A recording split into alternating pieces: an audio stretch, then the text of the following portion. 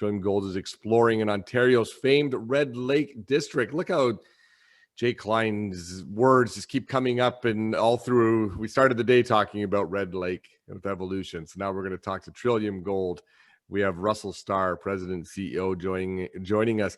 Russell's an entrepreneur, and he's a financial professional with 25 years of corporate finance, M&A, investment, and business development experience.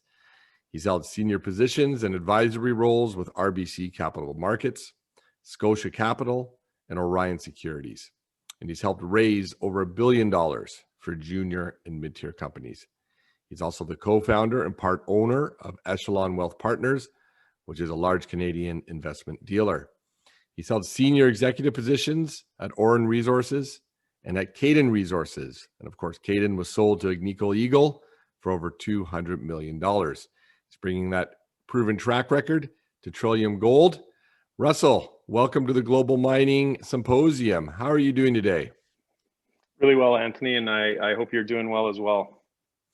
Doing great. Thank you very much. Listen, we'll turn it over to you, and I'll come back at the end with some questions for you.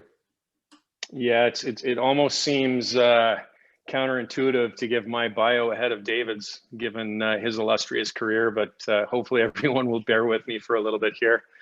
Look, Trillium is a very, very easy story to explain. And, I loved my role with Orin and Ivan Bebic and on their team and their wonderful exploration team. But I was approached actually by my broker, and he said, look, you just have to take a look at this Newman Todd asset. It's in the Red Lake camp. It had a $200 million market cap in 2013. It was kind of broken because it was a 50-50 JV between our predecessor Confederation. We've just renamed ourselves as Trillium, and another company called Red Starr. And the irony is the driller at that time, Red Starr, Confederation was the financier and the driller was Red Starr. The guy running the show is the same guy who's drilling out Great Bear, Bob Singh. And basically every second hole he hit high grade. And when I say high grade, there are intercepts 30 meters of 12, 20 meters of 7, 1 meter of 680 grams.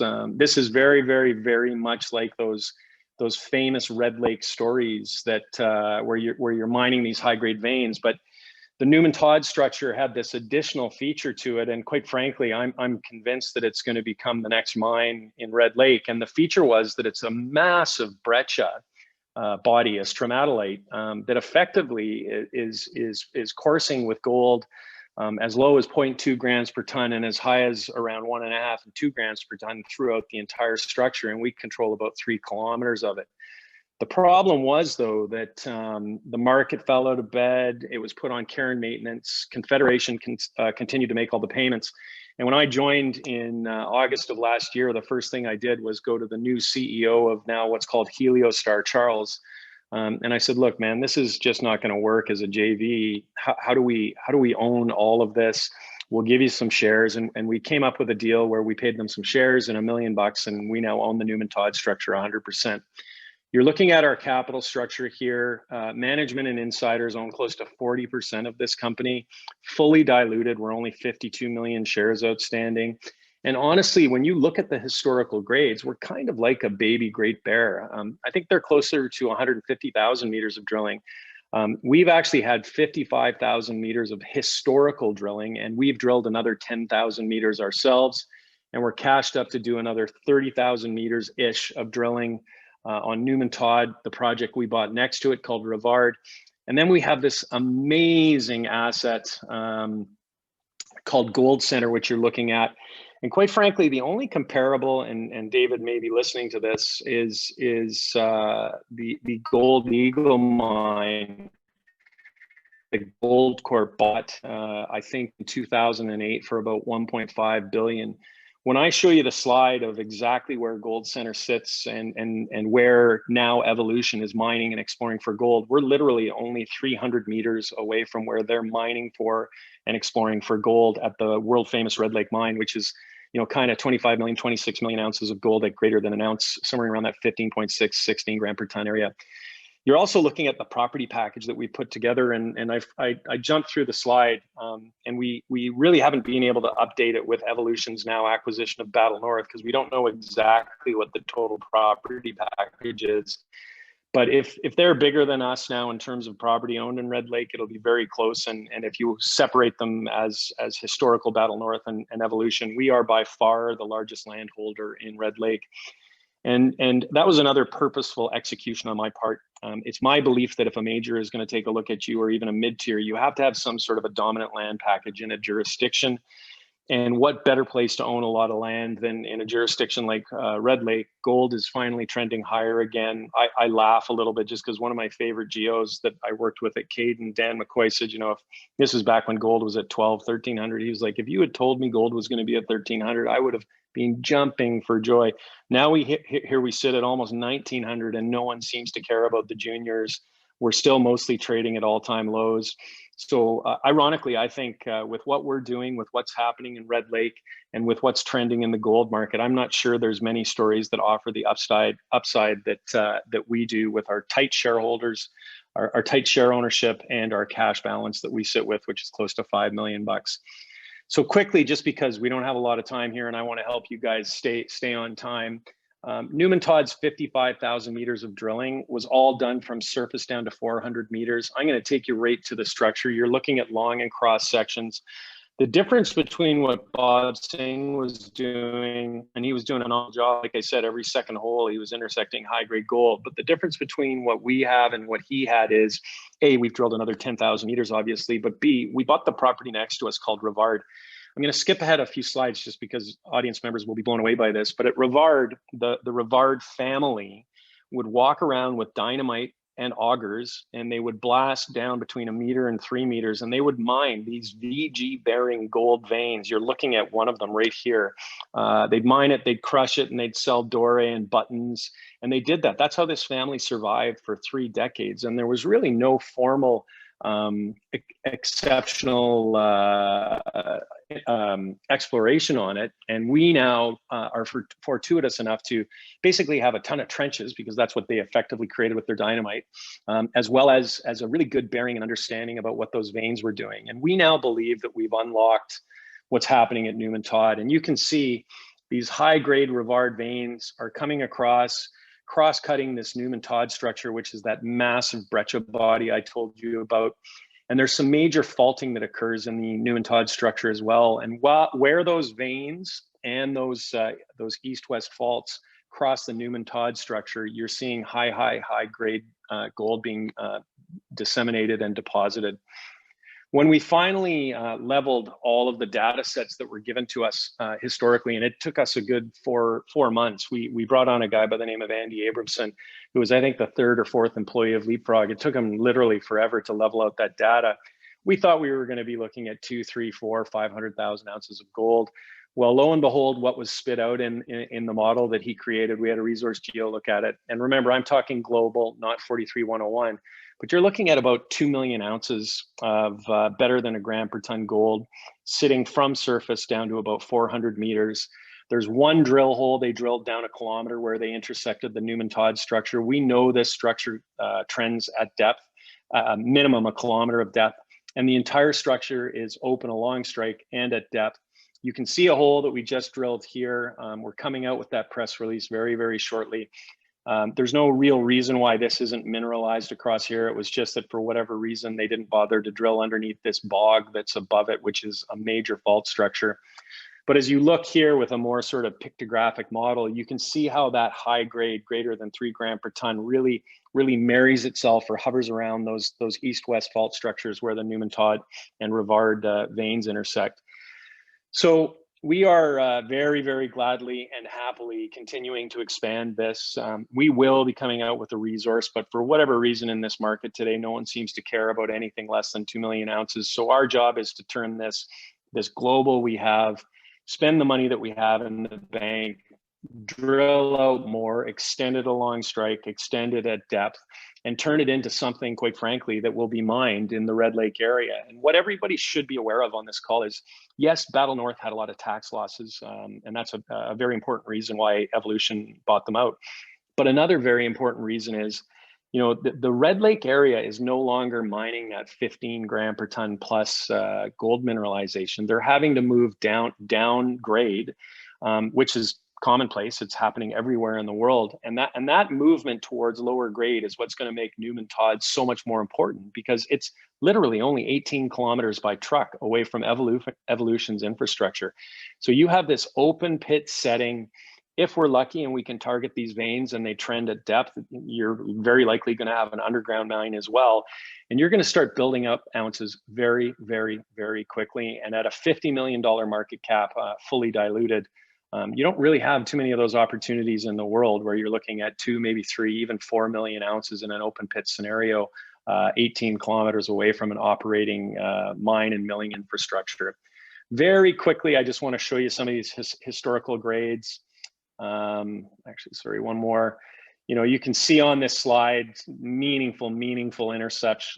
You guys can look at it. It's on our website, but that 30 of 12 was a legitimate intercept, a 1 meter of 680. We just press released on a step out hole where we were trying to just target some structure. We hit 1 meter of 60 grams per ton. This is an area that's laden with high grade. It also has that disseminated feature, and I just honestly, I can't wait to keep on drilling this and seeing what the world holds for Newman Todd and how it will fit into some major or mid-tiers exploration portfolio. Very quickly on Gold Center, you can see here Gold Eagle, which was acquired for $1.5 billion in 2008. You can see the trend down below, and then this is the slide that I always say says, nothing tells a story better than a picture. In circles are where Evolution is spending, 25, 30 million Aussie to explore for more gold. You can see they're exploring over here at Koshner. You can see in the aviation zone here, but look how close our property boundary is to some of their more eastern exploration and mining scenarios. It's only about 300 meters away.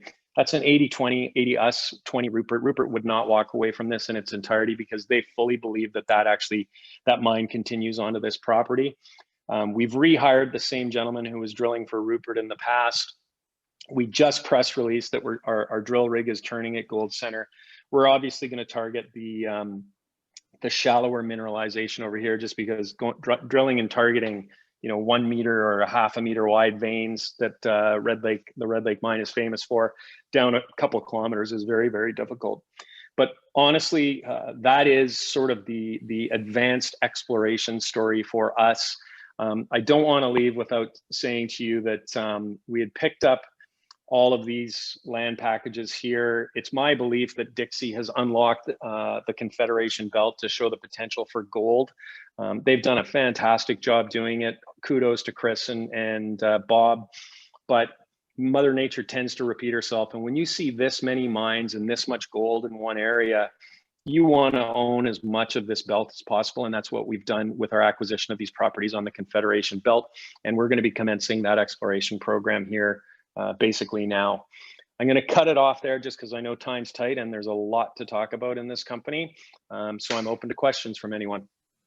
Fantastic. Russell, thank you for a great presentation. And thank you for the image of the day for me of the Rivard property and the family going around with dynamite and blowing up the vein. It's a little bit Jed Clampett, I think, but it speaks to... It's a Canadian success story. It's literally like the California gold rush in Red Lake. That's what I often say. And we brought Danny Rivard into our company. He's a fantastic guy. That is absolutely amazing. An amazing story to think that there's that kind of mineralization just sitting there near surface. It is really a special camp. And we should rebrand today Red Lake Day because it's a theme that's running through the day. One thing, I always ask people when they're in these great historical camps, and you're able to bring something new to the market, the question I know in most investors' mind is, how was this missed, right? Was it that combination of Newman Todd and Rivard? Obviously, you've explained Rivard, it's been held in a family. But how was this missed, and why is this opportunity sitting here now in 2021? Well, so this is how weird today's market is. It wasn't missed. We raised $13 million at $1.70 with a bunch of funds through 8 Capital. The Newman Todd structure is well known in the area, but it was everybody's poor stepchild. While everyone was mining 1 ounce plus gold, they knew about this structure. They knew it was gold bearing. It's just, you know, why bother with something at 1.5 grams when you can actually mine something at 15 or 20? Mm-hmm. So like I said, in 2013, this one asset alone had a $200 million market cap, and those drill intercepts were being hit, very, very similar to what Great Bear is being drilled. Today, I will go to investors and I'll say, look, check out all of this historical drilling. Look at these intercepts. And they'll say, well, do it again. And I'm like, well, why would I ever do that again? I know that it's there. So what we've been doing is effectively not listening to people who are suggesting that we waste other people's money. Like, why on earth would you ever twin 30 of 12 to show that 30 of 12 exists? We've got the core. It's very pristine. What we've been doing is simply saying to ourselves, you know what, we need to take this 2 million and turn it into a 2 million ounce 43-101, and then people are really going to pay attention. The other thing that happened, which was not of our fault, in the summer, everybody raised money and then everybody drilled. And so the assay labs got backed up beyond belief. So the 5,000-6,000 meters of core that we are actually just starting to press release was drilled before and just slightly after the new year. And so we ended up in this quiet period, which we never should have been in because we were drilling the entire time, and it really hurt our share price. And just recently, we put out a bunch of holes where we stepped out. We've extended the Newman Todd structure another 150 meters. We've identified an area where it bifurcates, which means we might have two Newman Todds for the price of one. And then we were drilling sort of outside of the envelope or at the edges and the footwall, and we were intersecting high grade gold everywhere we went. And then we drilled a fan and we hit VG. Like, this will be on everyone's radar, and I think it just has to do with the fact that from 2014 to 2020, this project was on care and maintenance, and no one cared about the gold market. And even as we sit here today with gold at 1,900, we really don't have any of the generalist community investing in the space, even though it's at all-time lows. Very interesting. Well, and there's the potential. Listen, we are up against the clock, but I do want to get one in from the audience. I do want to get one in from the audience here from Kakabamadi. Was the gold remobilized by those east-west trending faults? No, the gold, I mean, I don't quite exactly know what the question is. Basically, Newman Todd itself carries between 0.2 and 2 gram per ton gold pretty much everywhere. Okay. Obviously far more towards that 0.2, otherwise someone would have been mining it already. It's now that we understand the structural controls that we're able to target the high grade. And as everybody knows, it's all about targeting high grade to drive economics. So where Bob Singh, I mean, the model that you see in front of us, all of those blue holes, those are all Bob Singh holes. We're introducing some new holes right now, but he never had a model to understand why he hit 30 of 12 or 20 of 7 or 1 of 600. He just kept on drilling it. And then when the market went no bid, everything went no bid. There was nothing anybody could do. And honestly, if the market was efficient and realistic, none of us would make any money. It's these opportunities that sit below the radar screen where people make their millions. Absolutely right. Absolutely. Efficient market hypothesis is a nice hypothesis, but we all know in reality it's not there. And these are the opportunities. There's entry points, especially in our sector all the time. There's mispricings. Yep. Very good. All right, Russell, we'll have to leave it there. Thank you so much for joining us. Bet. And we'll wish you great luck for the rest of the year. Yeah, and anybody can reach out. Just send an email to our group email. Mine's Starr@trilliumgold.com, but you can access us through the website, and feel free to give out my email. And thanks a lot for the time, guys. Fantastic. Thank you, Russell. Have a great day. Day. And Cheers. A great long weekend. Bye-bye. Thank you. You too. Bye-bye.